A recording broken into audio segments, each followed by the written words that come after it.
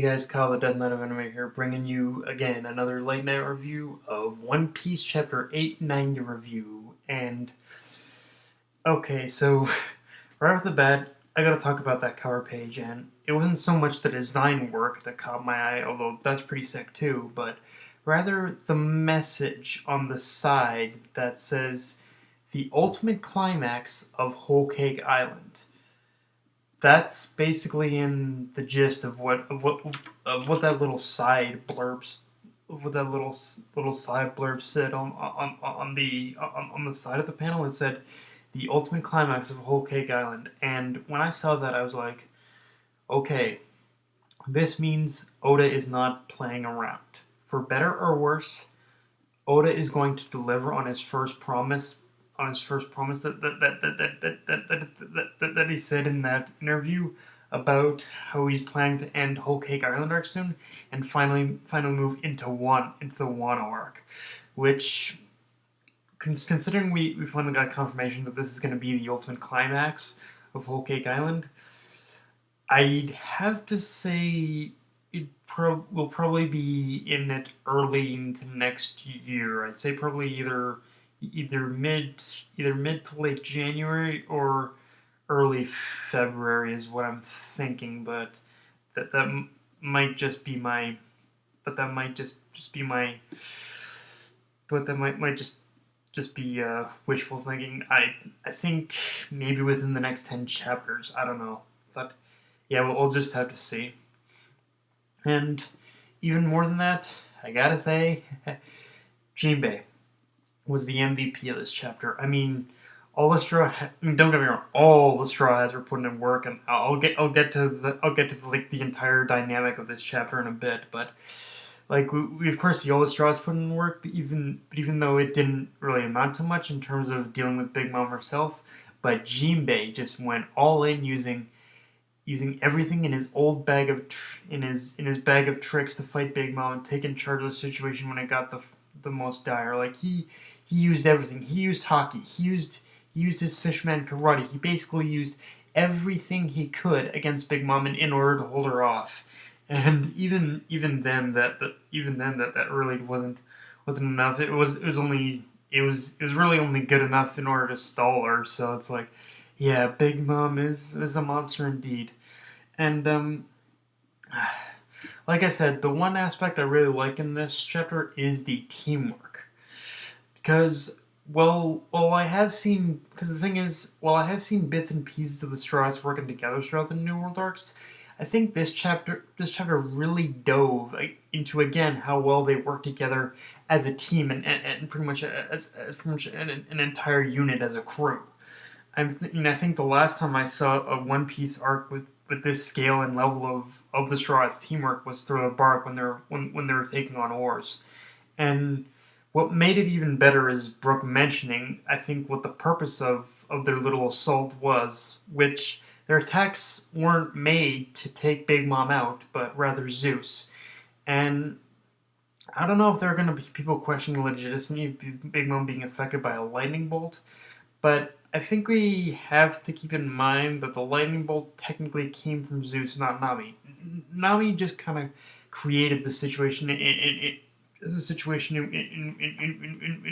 just created the situation in which Zeus inevitably discharged. Like pretty much from the way I gathered it from reading the chapter, when Nami used her black ball, she was just feeding. She was pretty much feeding. She was just feeding Zeus energy, pretty much, because Zeus himself is already a giant lightning bolt, but Nami just feeding him another lightning bolt just kind of triggered his lightning powers. So in essence, it was kind of so in essence, I think I can, no matter what it was, I think I can kind of forgive it because it was still technically Zeus who inevitably took Big Mom out, I guess, in a way. And if you think about it, it's actually kind of ironic if you think about it, because since Zeus is created from Big Mom's soul, it was inevitably Big Mom that took out Big Mom. Like Big Mom's soul that created Zeus is inevitably what inevitably caused her damage. Like Big Mom. I'm not saying Big Mom got defeated in this chapter, but it is interesting how Big Mom's souls, or Big Mom's greatest, Big Mom's powers, are almost working against her, and we're almost working against her in this chapter, which is kind of interesting.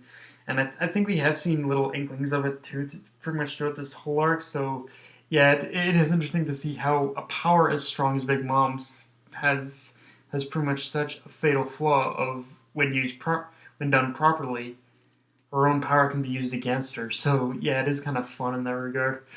Um, and the only other thing I gotta say is poor Zeus. I mean, since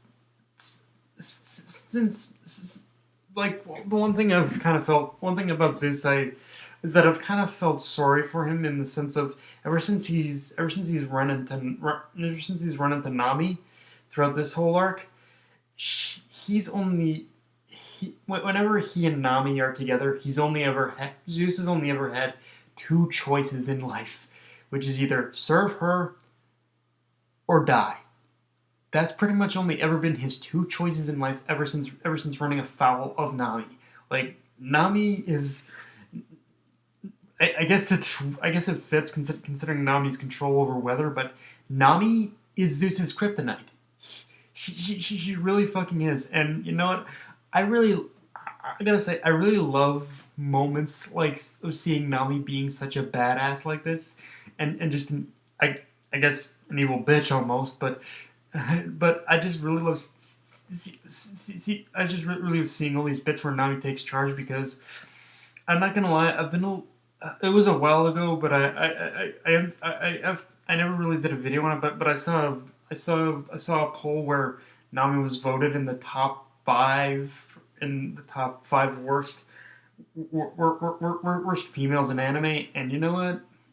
After seeing this arc and after seeing everything Nami's done, I'm like, no, that's bullshit. Like just seeing Nami being a badass bitch in this chapter in this arc has just been incredible to me, honestly.